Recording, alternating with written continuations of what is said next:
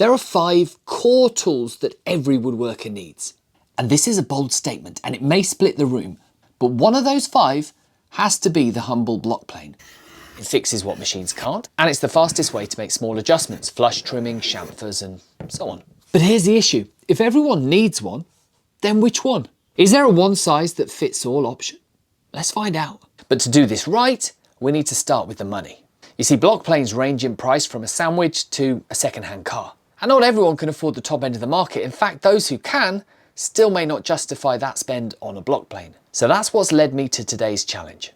Can you get a block plane that actually works for less than £50, $60? And for this test, I've scoured the internet and I've bought 10 block planes ranging from £7 to £50. All different shapes and sizes, and I'm going to put them all to the test. Step 1, setup. How many minutes from box to usable? Each one's going to need the sole flattening and the iron honing, and I'm going to time that. But I'm not going to show you every single second of this. I'm just going to show you the best bits, the worst bits, and the results. Step 2, testing. For a block plane to earn its place on the bench, it has to do a few things well. It has to hold a sharp edge. It's got to register flat on the work. It's got to feel comfortable and controllable in your hand. And it has to leave a clean, good quality finish. So I've chosen 4 tests. Test 1, initial finish. What's the quality of the first pass, straight after setup and honing? Test 2, chamfering, to test for balance, control, comfort and finish. About 20 strokes. Test 3, flush trimming. I've edge banded some sapele with 4mm thick solid oak edge banding. We're going to plane that until it's flush. That's going to be about 30 strokes. Test 4, general planing, the 100 pass challenge. It's exactly like it sounds, 100 passes on hard wood. How does the build quality hold up? And what's the comfort like after 100 passes? And finally, test 5, the last pass. Each block plane and iron has done 170 odd passes. Are they still as sharp as when they were first set up? And I'll show you the best bits and then we're going to rank them. I've even made a podium.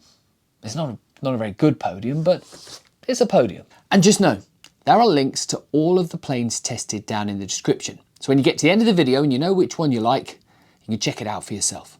Let's start with some of the cheaper ones. I'm calling this Old Red. And for the packaging, I can't tell if it's made by Delicate or maybe Use Luck. They're both written on the box, neither of which are great names. The body is made from one sheet of metal folded into shape, and that doesn't cry out that the sole is going to be flat. The mechanism feels like an old tin car made from more folded metal. And the rest, well, the rest is cheap plastic. But I'm trying to be open-minded during the setup. And this is how I'm going to do it for every single hand plate. The soles are going to be flattened on a 120 grit diamond plate or sandpaper stuck down to a flooring tile. It really depends on how much work I'm going to have to put in. And this sole, well, this sole never made it flat. But that didn't come really as a surprise. But I do have a flattish section straight down the middle. 7 minutes total graft. And now onto the second part of the setup, the iron. All irons are honed on the same diamond plates. And the criteria are simple. The back of the iron has to be flat. And the primary bevel has to be flat and polished.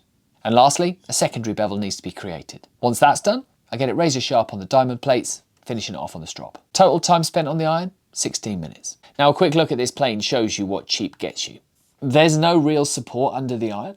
The plastic wheel that's supposed to hold the iron down slips on the thread and never gets tight. And there's no lateral adjust or depth adjustment, just tapping. But after a total setup time of 23 minutes, I guess we can give it a test. And frankly, the results are quite surprising. The first pass was the first surprise. Nice finish, no tear out. Not perfect, but that's probably down to the sole, but 8 out of 10. Second test, chamfering, 10. This time, it didn't miss a beat. I suspect as we were chamfering a much thinner piece of wood, it probably found the only flat bit on the sole. Flush trimming was a little bit harder, a little bit more tear out. And it was during the 100 pass challenge that it started to feel every bit the crude hand plane that it is. But it made it through. So the bads, there was plenty of chattering. The sides got really hot. The iron slipped out of alignment once, but where the body lets this down, and it does, the actual quality of the iron itself carried it through. And that was shown with the final pass, which shockingly was as good as the first. This is a bit of a shock. And you may be surprised, but out of 10, I'm placing it a solid 7th. I really thought it would be dead last. But the one that actually did come dead last was a shock in itself, but we'll get to that. How much does Old Red cost? Old Red costs £8.50 in the UK, $9.90 in the US. Let's keep going. Now, Old Red was cheap, but this is the cheapest in the test. At least in the UK it is. This is the Spear & Jackson Tiny Plane. I don't think that's the official name, but that's what I'm calling it. And a confession, I bought this solely on its looks. That said, feels solid, well made, and well, there was only one issue I found when I was prepping it. The sole was okay. Took about 11 minutes to get flat, and that's not bad. But the iron is a similar size to a spoke shave iron, and that doesn't fit in most honing guides. So a little bit more skill in hand sharpening is needed, and that takes a little bit longer. Total setup time, 23 minutes. And just like Old Red, there's no depth or lateral adjustment on this. It's all tapping. But unlike Old Red, the iron feels solidly clamped down to the body, so you get a lot more accuracy to your tapping. And now here's what blew me away. The tests. They were utterly flawless. The first pass was impeccable, 10. Chamfering, which may just be this little plane's superpower, perfect, 10. It's just so easy to hold and so comfy. Trimming, an absolute breeze, 10 again. And then we got to the 100 pass challenge, and honestly I thought after all of those tests that this would be slowed down by that. There was no iron movement, no dulling, and it felt comfortable throughout. And you're probably seeing a pattern here, the final pass was just as good as the first, another 10. This would be absolutely perfect to keep in the pocket of any workshop apron. And for that reason and its impeccable performance, it goes in at number 3. But the biggest surprise of all may just be that in the UK, it only costs £7.50. Now, sadly, for those of you in the US, it will come in at $30 with quite a long lead time. I suspect that's down to importing them. But if you're in the UK, this little hand plane is an absolute no-brainer. There's only one reason that I'll get to a little bit later why it didn't come first. But let's put that to one side for now, and let's move on with the tiny planes. I'm calling this one Silver. I couldn't find a name. It looks nice, has some kind of depth control, but it's pretty pricey for a small plane. We'll get to that. Let's test it first. First thing to note is that it is light. One piece of aluminium for the body and a fixed cap iron with a thrust wheel of sorts, and a ton of issues. And I mean a ton. There is so much slop in the mechanism, and that's where when you apply pressure to the iron at the front, it moves the mechanism back, which is not good. Then the iron is actually coming out too far, and it's hindered by the mouth of the plane itself, so you can never really take a heavy shaving. Oh yeah, and it broke as I was setting it up. The split ring on the inside just popped off. But being aluminium and small, the base was nice and easy to flatten, 4 minutes. The iron, however, was less easy. It's small and fiddly and way off flat. Total setup time, 20 minutes. Once I got the iron forward enough to get the right shaving, and for the record, this took 4 more breakages of the mechanism, due to the fact it has to fight against this ball and socket clamp, well, once all that was done, the first pass was actually impeccable, 10 out of 10. But it did come with a little bit of pain. This is not the most comfortable to hold. It just digs into you at the back, as you're going to see shortly. Chamfer, 8. I'll say it again, I honestly like the smaller planes for this job, but it did break a further 3 times during that test. Flush trimming was a 9, but with more passes comes more pain, and it got worse. During the 100 pass challenge, it heated up a lot, and got so painful after 20 or 30 passes that I had to glove up just to finish the task.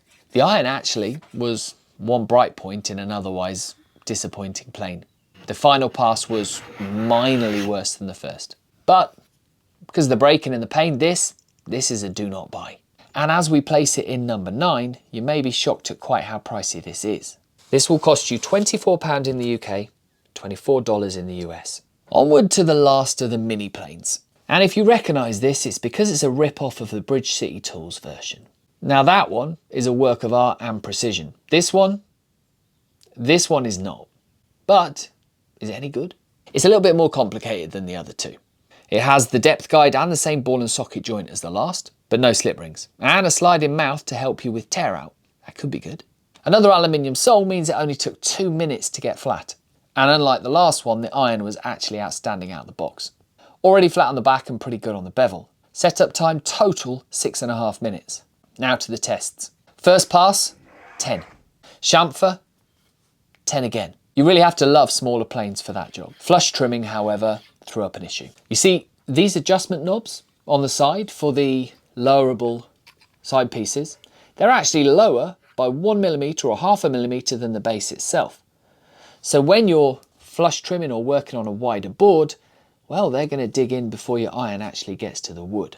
That's a bit of an issue. It's not impossible to resolve, but it does have to go against the plane. The 100 pass challenge showed what this is designed for, mainly because it was on a thinner piece of wood. And what makes this better than silver here is the side pieces are great to lean your fingers against to get purchase and comfort. And I have to say, despite the screw issue, I really do like this. And though it looks like silver and the mechanism is very similar, it's just made better. No breakages at all. So, for that reason, this came in fourth. But the price. Yes, it is a knockoff of a $129 hand plane, but still, at £33, $48 in the US, it's pretty pricey, especially for the people in the UK comparing it to Spear & Jackson. And that's the reason that that one won the Battle of the Minis. Next up, we have what I can only describe as a spokey plane or a Blockshave. Either way, it's a gamble. And it comes to you in pieces, covered in engine oil, and the irons, well, both have been ground too hot and askewed. And there's a very good chance that this could ruin the quality of the metal. There are rough bits everywhere, and the screws that hold everything together are wobbly, and on the cap iron, they risk bending the iron itself. Overall, slightly less than perfect. That said, the metal is cheap and soft, so 4 minutes to fix up the sole. And then I picked the squarest iron and by hand managed to get that up to scratch in 10 minutes. And putting it together is a bit of a game too. No positive stops and not the best quality of screws or threaded holes. But it is okay to test. And another surprise. For the look and the flaws, I was convinced this was going to be terrible. But the quality of the first pass test was excellent. The chamfer test is a bit tricky to judge because the quality of the finish is good, but it is a little bit ungainly because of the wings. Not to mention, it's a little bit tricky to use one-handed. That said, I managed to do it for the flush trimming because the piece was locked down in a vise. And that was a 10. On the 100 pass test, it was great up to 60, and then only okay for the final 40. But, and it is a big but, it forces you to stand behind it in a kind of reverse rowing technique. And this is very tiring on your arms. It isn't natural. Well, not for me anyway. So yes, generally speaking, this is a mess, but the finish it left carried it to number 5. And that is above some pretty okay block planes. And though I could not find this anywhere for the US market, for the UK, not bad at £8. And now for the one I was most excited about, the Japanese Suizan block plane. This one started off so well, I was so excited. I have genuinely never set one of these up before, so I just did what I did for the rest. I flattened the sole and I honed the iron. And I'm sure someone's going to point out some mistakes that I made. But overall, all of that took 22 minutes, which is okay. But every time during the tests I took too many passes, the iron backed out. And it was constant. I tried to add some blue tape behind the iron to kind of wedge it in place. And it did help to get me a result on the first pass, which was a 10. It was a great finish. But after that, it was downhill to the stage that I couldn't complete the test.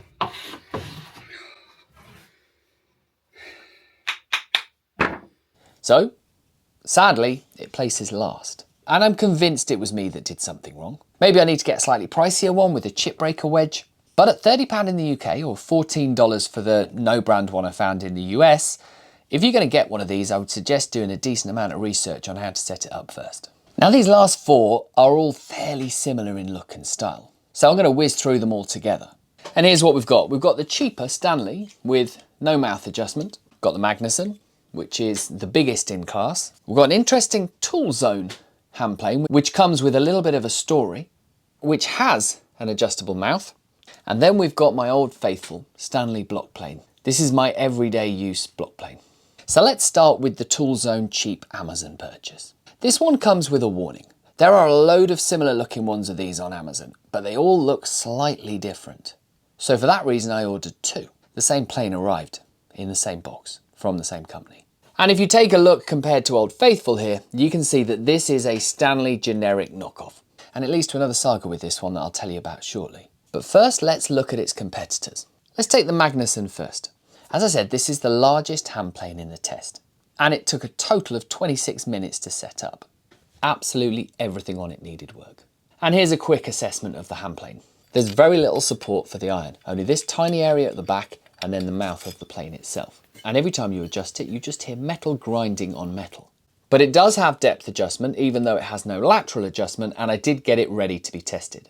First pass was only okay, 7. I found it incredibly hard to set it up so I could only take a thin shaving. Chamfer came out at an 8. And I think again, the damage done to the wood was because the mouth on this plane is the biggest I have ever seen. There was no issue on the flush trim. In fact, it went very quickly and it left a decent enough result. I gave it a 10. And then we got to the 100 pass challenge. Well, up to 50 it was okay, and at 50 it suddenly got a lot harder, and then at 70 it got easier again. I have no idea why. There's a chance it could have been the wood. But for me, the biggest flaw is this is a block plane that is almost impossible to use with one hand due to its size. And the fact that it has no lateral adjustment and very little iron support, I personally don't like it. I put this in at number 8, right behind red, with one of the only redeeming features for those of you in the UK is that it comes in at £15. Now back to the Toolzone, and this is an odd one. It's taken me a little bit by surprise again. It is clearly a copy of the Stanley, and as I said, I did buy two that turned out to be identical. Well, almost identical. The first one that I opened was a dud. The mouth didn't open no matter how hard I tried. But I found that the second one did. They had one good cap iron between them, and one iron was slightly less skewed than the other. So I did manage to combine them to make one good and one, frankly, awful hand plane out of the pair. And throughout the test, all I could think was this feels exactly like the Stanley. It did take quite a bit to set up the sole, and overall setup came in at about 30 minutes, which does make it one of the longest. I don't like that it is a clear copy, but at least, unlike many of these planes, it has lateral adjustment. So let's test it. And what happened next on a day of genuine surprises was the biggest surprise of the lot. Every test was a 10 out of 10 flawless performance. It didn't miss a beat. Quality of finish, comfort, ease of use, the 100 pass challenge, everything absolutely flawless. And then to top it off, the last pass was as good as the first. It may be personal preference, but I genuinely like this size and shape above all others. Because one-handed, it's easy to grip and comfy. It's got more reference along the sole than the smaller ones. And genuinely that reason alone is why it's gone above the Spear & Jackson mini block plane. And into second place. Not to mention it's only £16 for the UK market and $20 for the US.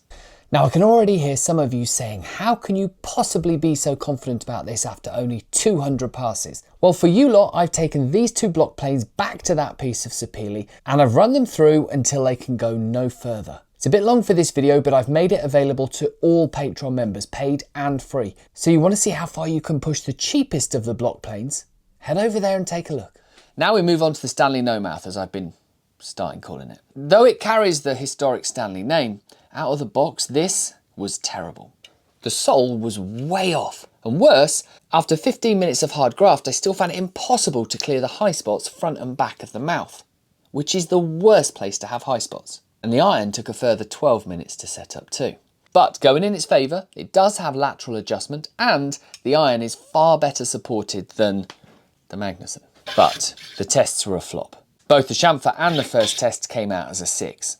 And overall I found it a little bit too big to be a comfy one-hander. It chatters, and worse, it screams at you when you use it. Flush trimming was a mild improvement, and then the 100 pass challenge was okay if you could bear the noise. One plus point is the iron. That was pretty good, and that is the only reason that this was carried up to 6th place. But I genuinely think for £33, $33, you can do better. And finally, we've got Old Faithful. This is my Stanley number 60. I can't honestly recall the setup time on this, but there is a reason that this is my everyday block plane. It hit 10s across the board, no dulling, no quality loss from first pass to last pass. It's solid, easy and comfy to use. Now that's going to sound slightly familiar when you compare it with what came at number 2, but this has to go in at number 1. But it definitely doesn't go in at number 1 as far ahead as I genuinely thought it would be at the start of this test. In fact, it's only the fact that the Toolzone is a lottery as to which one you get that stops that one being number 1. Because it is under half the price when the Stanley comes in at £50 or $60, which you'll recall is right at the top end of our test. But if you want to spin the wheel and save some money, you won't go far wrong with the Toolzone so long as you can put together a decent one. Maybe buy 2 or 3 and send back the ones that aren't quite up to scratch. And so there it is, after over 2,000 passes with a block plane and over 4 hours worth of hard graft setting them up, I can safely say that yes, you can get a solid, good, workable block plane for £50, $60 or less. But if you spend £50, $60 on the nose, in my opinion, you'll get the best. Because the rest all come with an asterisk. Either the risk of having to pick through a few to get one that isn't flawed, Or settling for a shorter sole that fits nicely in your pocket, does a wonderful job, but doesn't quite have the stability of the longer planes. But I tell you what I would do. I would probably have 2 or maybe 3 of these. And obviously what I suggest is really going to depend on budget. Because in the perfect world, you'd take your Stanley 60 for your everyday jobs, and then you'd have the Spear & Jackson as your apron plane for little trim work and fine adjustments. But there is an argument that if you swap out the Stanley for the Toolzone, you could probably get 2 or even 3 of the Spear & Jacksons, because any one of the top 4 block planes that you see in front of me will do a great job once you've taken the time to set it up. And if you want to see how to take a hand plane from box to usable in all the detail, and then how to set it up and hone the iron, it's all on that video. I want to say a quick thank you for watching this one through, and a special thank you for my Patreons and members. If you want to join Patreon, there's a link down in the description. If you go to the hand plane video or to Patreon, I'll see you over there. Thanks a lot.